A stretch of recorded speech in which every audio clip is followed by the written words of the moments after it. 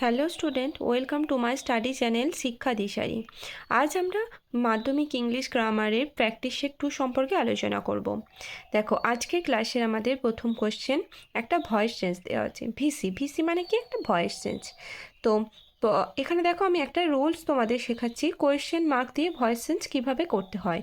তাহলে অনেকেরই কিন্তু ভীতি থাকে যে এমনি নর্মাল যে পজিটিভ সেন্টেন্স তারা কিন্তু সবাই করতে পারে, কিন্তু যখনই কোয়েশ্চেন মার্ক দেওয়া থাকে তখনই উড়ে বাবা, এ তো কোয়েশ্চেন মার্ক দেওয়া আছে, কী করে করব।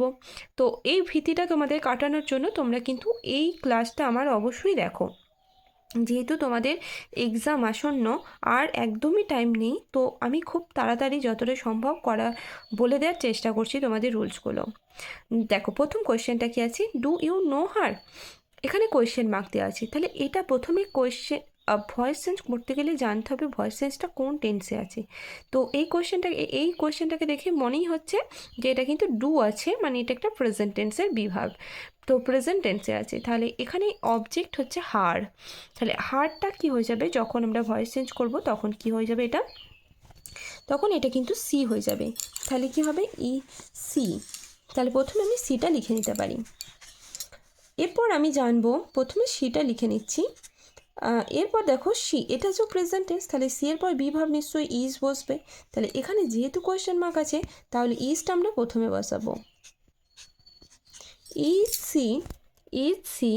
এরপর কী হবে, নো, নো এর থার্ড ফর্ম কী হবে, নোন, ইজ সি নোন। এরপর দেখো, নোনের পর কিন্তু অলওয়েজ টু বসে, নোনের পর কিন্তু বাই বসে না। Is she known to you. এরপর কোয়েশ্চেন মার্কটা বসে যাবে। তোমাদের কিন্তু এই কোয়েশ্চেন মার্ক নিয়ে একটা বিশাল গণ্ডগোল হয় ভয়েস চেঞ্জ এবং ন্যারেশন চেঞ্জের ক্ষেত্রে। ভয়েস চেঞ্জের কোয়েশ্চেন মার্ক থাকবে এবং ন্যারেশন চেঞ্জের কোয়েশ্চেন মার্ক উঠে যাবে। আবার বলছি, ভয়েস চেঞ্জের প্যাসিভ করার সময় কিন্তু কোয়েশ্চেন মার্ক থাকবে, আর ন্যারেশন চেঞ্জ কিন্তু কোয়েশ্চেন মার্ক উঠে যাবে। তো ন্যারেশন চেঞ্জও কোয়েশ্চেন মার্ক দিয়ে আমি একটা ন্যারেশন চেঞ্জ আজকে রেখেছি, তো তোমাদের কিন্তু এই রুলসটা মনে রাখবে। তাহলে প্রথমে বিভাব চলে গেল, যেহেতু এখানে হারটা অবজেক্ট, হার এখানে সি হয়ে যাবে, তো সি এর অনুযায়ী কিন্তু এখানে বিভাব বসবে এবং সেটা প্রথমে চলে যাবে, তারপর অবজেক্ট বসবে, তারপর যে নো, এখানে হচ্ছে নো এর থার্ড ফর্ম বসলো, তারপর নোনের পর যেহেতু টু বসে তার জন্য টু, তারপর you.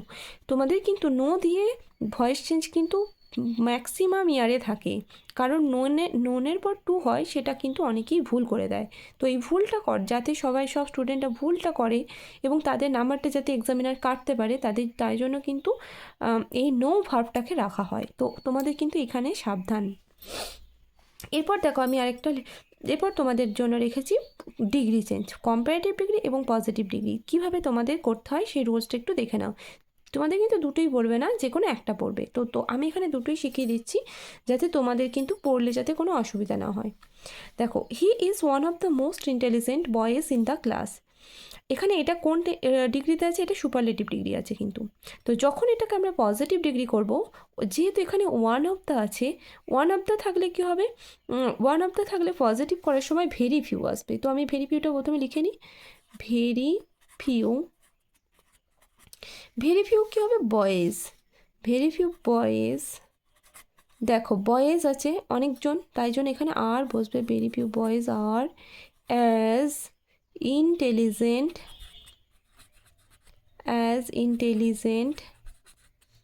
as he in the class. In the ক্লাসটা দেখো যা আছে, ইন দ্য ক্লাসের কোনো চেঞ্জ হবে না, ইন দ্য ক্লাসটা ইন দ্য ক্লাসই থাকবে। ভেরি ফিউ বয়েজ আর as intelligent as he in the class. আচ্ছা, তোমরা যদি কেউ এই ইন দ্য ক্লাসটা এখানে না রেখে এইখানে লিখে very few boys in the class, তাও কিন্তু হবে, তোমাদের কিন্তু ভুল হবে না।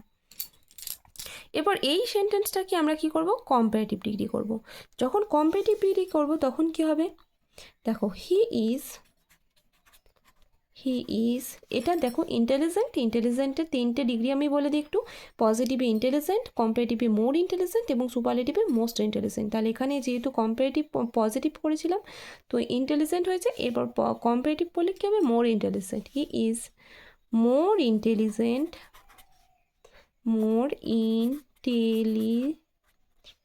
more intelligent than কম্পারেটিভে সবসময় একটা দেন বসে, than most other boys in the class, most other boys in the class. কি হলো? He is more intelligent than most other boys in the class. Next কী আছে দেখো, একটা ন্যারেশন চেঞ্জ, এখানে এনসি ন্যারেশন চেঞ্জ। তাহলে she said Rahul where did you go yesterday. এখানে দেখো কোয়েশ্চেন মার্ক দিয়ে ন্যারেশন চেঞ্জ রেখেছি তোমাদের জন্য, যাতে তোমাদের কিন্তু ওই ভুলটা না হয়। দেখো তাহলে কী হবে, এখানে যেহেতু কোয়েশ্চেন মার্ক আছে তাহলে এখানে সেটের পরিবর্তে কী হবে, আক্সড। তাহলে সি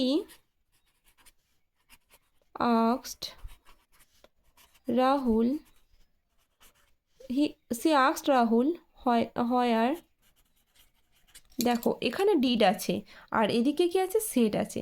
তাহলে এখানে ডিড আর এখানে সেট দুটোই কী হবে, পাস্ট টেন্স আছে। তাহলে যদি দুটোই পাস্ট টেন্সে হয় তাহলে একটা হ্যাড বসে।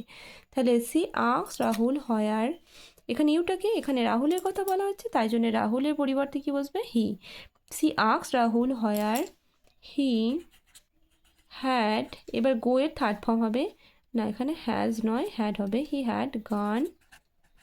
এবার ইয়েস্টারডে ছিল, ইয়েস্টারডে পরিবর্তে কি বসবে, দ্য প্রিভিয়াস ডে।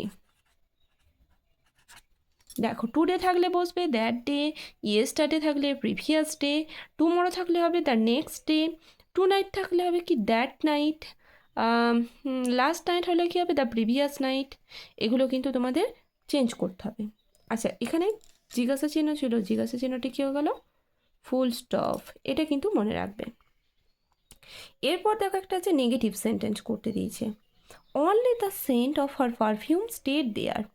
আচ্ছা নেগেটিভ সেন্টেন্সে কিন্তু তোমাদের দুটো জিনিস একটু মনে রাখি, যদি অনলি দিয়ে নেগেটিভ থাকে এবং এটাকে নেগেটিভ করতে গেলে তোমাদের দুটো জিনিস মনে রাখি, একটা হচ্ছে নান বাট আর একটা হচ্ছে নাথিং বাট। আচ্ছা দুটোর ব্যবহার একটু আমি তোমাদের জানিয়ে রাখি। নান বাট হয় এখানে যদি কোনো এখানে যে সাবজেক্টটা আছে এটা যদি কোনো বস্তু হয় তাহলে হবে নাথিং বাট, এবং যদি কোনো ব্যক্তি হয় তাহলে হবে নান বাট। তাহলে এখানে সেন্ট বলেছে, এখানে একটা বস্তুর কথা বলা হচ্ছে, তাহলে এটা নাথিং বাট হবে, এটা কিন্তু নান বাট হবে না। তাহলে অনলির পরিবর্তে আমরা শুধু নাথিং বাট বসিয়ে দেবো, আর কিন্তু কোনো চেঞ্জ হবে না। তাহলে নাথিং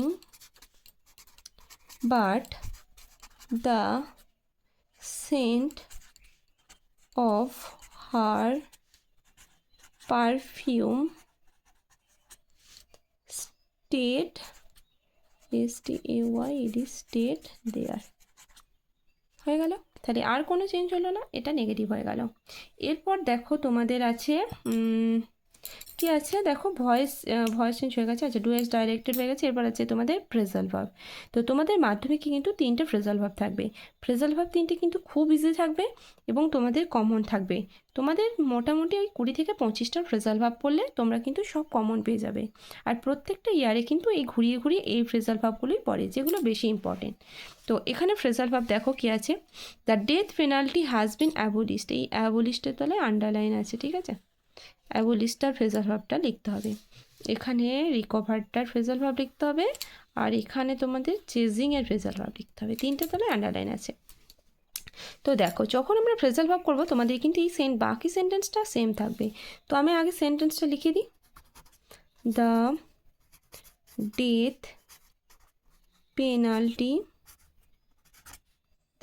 পেনাল্টি হ্যাজ বিন, আচ্ছা অ্যাবলিস্ট কোন টেন্সে আছে দেখতে হবে। অ্যাবলিস্ট কিন্তু থার্ড ফর্ম আছে, তাহলে যে ফ্রেজাল ভার্বটা হবে তারপর বি ভার্বটা কিন্তু থার্ড ফর্ম হয়ে যাবে। তাহলে ডু অ্যাওয়ে উইথ আছে, অ্যাবলিস্টের ফ্রেজাল ভার্ব হচ্ছে ডু অ্যাওয়ে উইথ। তাহলে এটা কি হচ্ছে, ডান অ্যাওয়ে উইথ, এটা হয়ে যাবে। আচ্ছা ফ্রেজাল ভার্ব তোমাদের কিন্তু ব্রাকেটে দেখবে দেওয়া থাকবে, তার মধ্যে কোনটা হবে কোন ঠিক করে বসাতে হবে। এরপর দেখো আছে হি ওয়াজ রিকভার্ডের ফ্রেজাল ভার্ব বসাতে হবে। তাহলে হি ওয়াজ কাম রাউন্ড হবে, কাম রাউন্ডটা হবে came round, he was came round. They were chasing him, কি চেজিং হিম, চেজের ফ্রেজাল ভার্ব হচ্ছে রান আফটার, তাহলে রানিং আফটার হয়ে যাবে। They were running after him. এখানে দেখো আইএনজি ছিল ভার্বের সাথে, তাই জন্য এখানে আইএনজি বসে গেছে, এখানে হিমটা ছিল এখানে হিম বসে গেছে। তো তোমাদের এই হচ্ছে টোটাল প্র্যাকটিস সেট। তাহলে আগের দিন আমি প্র্যাকটিস শিট 1 আর আজকে প্র্যাকটিস শিট 2 করালাম। তো তোমাদের ফুল যে প্র্যাকটিস সেটটা হলো সেটা কিন্তু মাধ্যমিকে তোমাদের থাকবে। তো তোমাদের কিন্তু এগুলোই থাকবে, আর এই রুলসগুলো তোমরা একটু ভালো করে দেখে রাখবে, তাহলে আশা করছি তোমাদের কোনো কোয়েশ্চেন আটকাবে না। তোমরা মাধ্যমিকে যে 12 নম্বর গ্রামার থাকে তোমরা 12 নম্বর ইজিলি তুলে আনতে পারবে। তো আশা করছি তোমাদের ক্লাসটা খুব হেল্পফুল হয়েছে। আর আজকের ক্লাস আমি এখানেই এন্ড করছি। যদি ক্লাসটা ভালো লাগে তাহলে একটা লাইক করে দিও। ওকে, থ্যাংক ইউ।